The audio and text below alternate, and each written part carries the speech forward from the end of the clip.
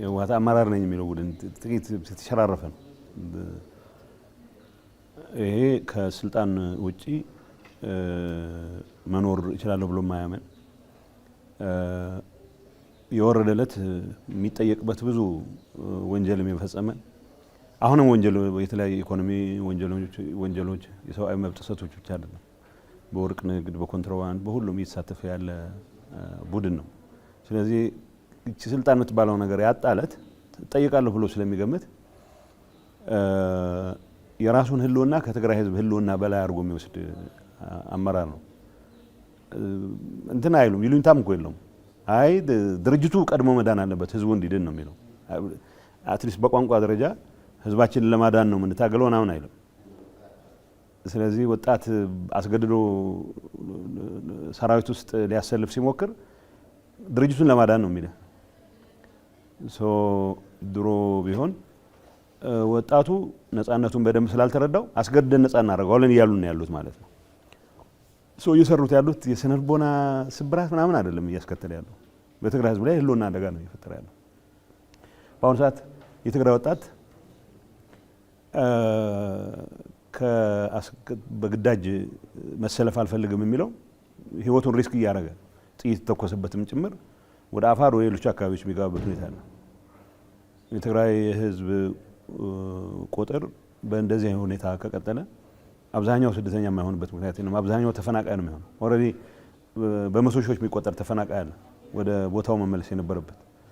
የእሱን ጉዳይም ይደር ተብሎ አሁን ተጨማሪ መቶ ሺዎች እየተፈናቀሉ ነው ወደ ሌሎች ኢትዮጵያ ክፍሎች ማለት ነው። ስለዚህ ይሄ ድርጊት ዝም ብሎ የስነ ልቦና ስብራት ማህበራዊ ቀውስ በሚል ያለው የምትገልጸው ንጹህ ወንጀል ነው እየፈጸመ ያለው ይሄ አመራር። በዛ ልክ ነው መጠየቅም ያለበት፣ በዛ ልክም ነው ልንረዳው የሚገባው። እንዳልኩት የትግራይ ወጣት ተጠቅቻለሁ ብሎ ባመነ ሰዓት በራሱ ጊዜ ተንቀሳቅሶ ይህን አመራር ጭምር ከሞት ያዳነ ወጣት ነው። አሁን ሰላሙን ነው ይፈልገው።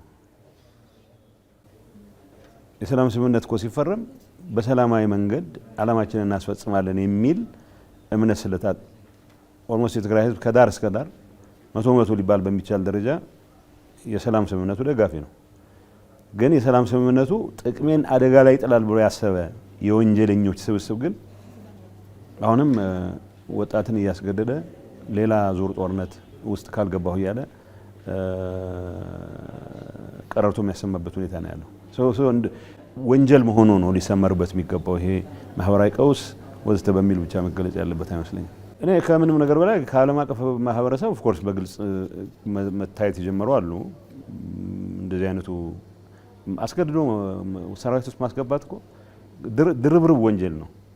ማስገደዱ ብቻ ሳይሆን ብዙዎቹ የሚለቀሙት ወጣቶች ናቸው። ከእድሜ ከ16 ከ17 የማይበልጥ ወጣቶች ናቸው። ህጻናትን ነው ያሰልፍ ያለው። ዓለም አቀፍ ማህበረሰብ ይሄን ነገር ማወገዝ መቻል አለበት፣ ምን ጥያቄ የለውም። ግን ዋናው የዓለም አቀፍ ማህበረሰብ ተጽዕኖ አይመስለኝም። ከሁሉም በላይ የትግራይ ወጣት ነው በዚህ ጉዳይ ላይ ጠንካራ አቋም በግልጽ እያየን ነው። ሬዚስት ያደርጋል። በኃይል ለመያዝ በሚደረጉ እንቅስቃሴዎች በሚቻለው ደረጃ ይመክታል።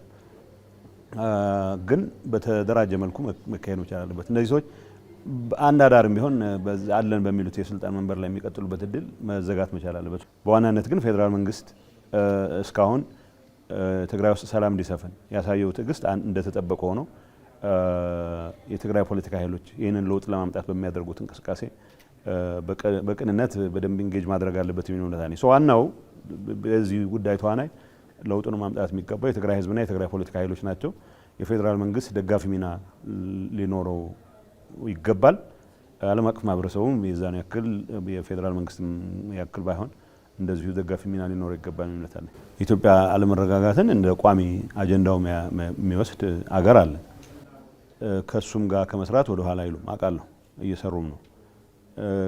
ግን ለምሳሌ ግብጽ በግልጽ ለመናገር ሁሉ ነገር በርካሽ መፈጸም ነው የሚፈልጉት እና ይህ ሰራዊት ልከው ትልልቅ ሚሳይሎች አግዘው ትልልቅ የጦር መሳሪያ አገዛ አድርገው ነበር ለማድረግ የሚፈልጉት $500,000 ወይ የሆነ ጸረ ታንክ SPG-9 የሚባል ጸረ ታንክ ምናምን ሰጥተው አጋግለው እዚህ ውስጥ እንዲቀቀሉ ያደርጉና ኢትዮጵያ የምትተራመስበት አጀንዳ ኤርትራ ሴም ቲንግ ያደርጋል።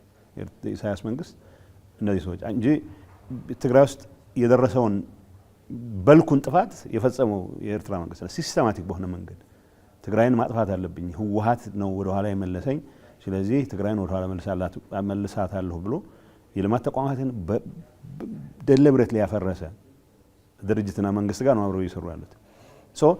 ለራሳቸው ህልውና ሲሉ የማያስይዙት ሀብት የለም እና የትግራይን ህዝብ ነው አሁን ኮላተራል እያስያዙ እድሜያቸውን ለማራዘም ጥረት እያደረጉ ያሉት። ሱዳን ውስጥ የሚደረግ እንቅስቃሴ ውስጥ ደማዚን ሄደ የትግራይ ወጣቶችን ማስፈጀት ለምን ዓላማ ነው? ይሸጡ ነው እነዚህ ሰዎች። ነገ ከነገ ወዲያ አይ ስሪላንካ መልካም ገበያ ተገኝቷል ከተባለ ሰው ከመላክ ወደ ኋላ የሚመለሱ አሉ። የእነሱን የቡድን ህልውና እስካስቀጠለ ድረስ የትግራይ ህዝብ መቀመቅ ወረደ አልወረደ ደንታቸው አይደለም። ይህንም ብለው በግምት አይደለም። ኤቭሪ ስቴፕ ኦፍ ዘ ዌይ እዛ አመራር ውስጥ ነው የነበርኩት። ዲስጋስት ከሚያደርጉኝ ነገሮች አንዱ ቅድሚያ ለራስ ህልውና ለሊደርሺፕ ህልውና የሚሰጥ አስተሳሰብ ነው ፐርሜት የሚያደርገው ጠቅላላ ውሳኔዎችን። ህዝቡ የሚድነው እኛ ስንኖር ነው ብለህ ካመንክ ሰላሜን ነው የምፈልገው፣ እንደ ማንኛውም ዩኒቨርሲቲ ገብቼ ኢንጂነር ሆኜ ሌላው አካባቢ የሚታየው ልማት ተቋራጭ መሆን ነው የምፈልገው በሚልበት ሰዓት እሱንም እያስገደድኩ የኔን ህልውና ለማረጋገጥ የሚያስችል ዘመቻ አካሄዳለሁ እያለ ያለ ሊደርሺፕ እኔ እንትን የለብኝም።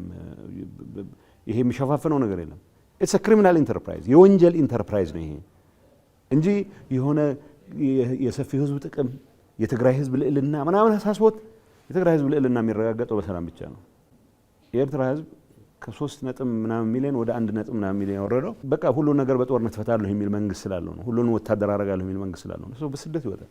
ይተኮሰበት ሰሃራ በረሃ አጋቾች እየያዙት ደምንም ብሎ አምልጦ አውሮፓ ገብቶ ድንገት ቤተሰቤን አግዛለሁ በሚል የአፍሪካ ትልቁ የስደተኛ መንጫ ሀገር ሆኗል ኤርትራ። ትግራይ አሁን ሊተካው ነው በቅርብ ጊዜ። ሱሱ እንዳይሆን ማስቆም አለብን ሁላችንም።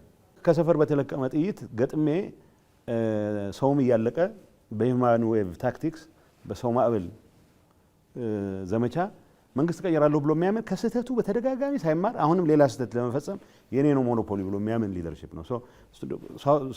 ኖርዝ ኮሪያማ ጤነኛ ሀገር ነው በንጽጽር። ግን ይሄ ህግ የምትለው ህግ አንደኛ እንደዚህ አይነት ህግ የማውጣት ስልጣን የለውም ሲጀመር ካሰብከው። ምን ያክል የድንቁርና ደረጃ ላይ እንዳሉ ብቻ ነው የሚያሳይ። እነዚህ ሰዎች ህግ አራዊት የሚባለው ነው ያወጡት። ህግ አራዊት ነው። ሰው እንዴት አስቧል? ለምሳሌ አስገድጄ ልመልምልህ ስለው ሬዚስት ካረገ 50,000 ብር አስከፍየው ቀጥቼው እንደገና አስገድጄ ስልጣን አስገባዋለሁ። ለነሱ የትል ህይወት ማለት ነው፣ የወጣት ህይወት ደንታቸው አይደለም። የቅርብ ጊዜ ምሳሌ ልንገርህ። የ36 እና 38 ዓመት ወጣት ስራ አስፈጻሚ አባላት ነበሯቸው።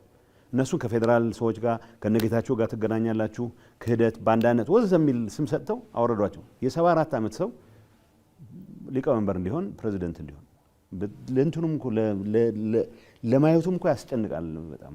ወጣቶች ካላመጣህ በስተቀር ድርጅት እኮ ባዮሎጂካል እድሜ ያለው ወጣት በመጨመር ነው እድሜውን የምታስቀጥለው እንጂ ማንዴላ ወይ ኦሊቨር ታምቦ የኤንሲ መሪ ሆኖ እስከ እድሜ ልክ ካልቀጠልን ቢሉ ኖሮ ኤንሲ ቢጠፋ ነበር።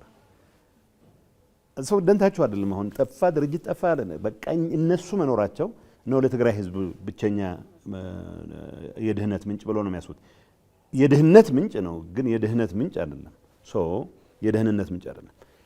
እነዚህ ሰዎች ከራሳቸው ጋር ፍቅር ወድቀው ከራሳቸው ሀሳብ ጋር ሀሳብ ሳይኖራቸው ማለት ነው ፍቅር ወድቀው ለነሱ ህልም ወይ ቅዠት ሲባል ወጣት በሺዎች በ10 ሺዎች ምናልባትም በሚሊዮኖች ቢያልቅ ደንታቸው አይደለም። ህዝቡም አይፈልገውም። ወጣቱም በግልጽ የነገረው ነው። አሁን ይሄ ቡድን ተምሮ ወደ ህሊናው ይመለስ ምለው ነገር የለኝም። አገር በሚያጠፋ ደረጃ የህልውና አደጋ በሚሆን ደረጃ ነው ቆሞ የቀረው። እሱ ነው አደጋው። ወይ ቆሞ ቀርነቱን ቢቀበል አንድ ነገር ነው። ግን ከቢዮንድ ይሄዳል። በሚሰራቸው ስራዎች፣ በሚተነኩሳቸው ትንኮሳዎች፣ በሚያወጣቸው መመሪያዎች፣ አሰራሮች ወዘተ የህዝብን ህልውና አደጋ ላይ ጣለ። ከመወገድ ውጭ ሌላ ተስፋ የሌለው ቡድን ነው። በቀጠሉ ቁጥር የትግራይ ህዝብ የህልውና አደጋው ሞር ፕሮናውንስድ ይሆነ ይሄዳል ነው እንዳልኩት። በጣም የሚያበሳጨኝ ነገር ቢኖር ቀደም ብዬ ይሄንን ወንጀለኛ ቡድን ማጋለጥ አለ መጀመሪያ ካልሆነ በስተቀር የፈለገ ታርጋ ቢሰጡ እንደ ሽልማት ነው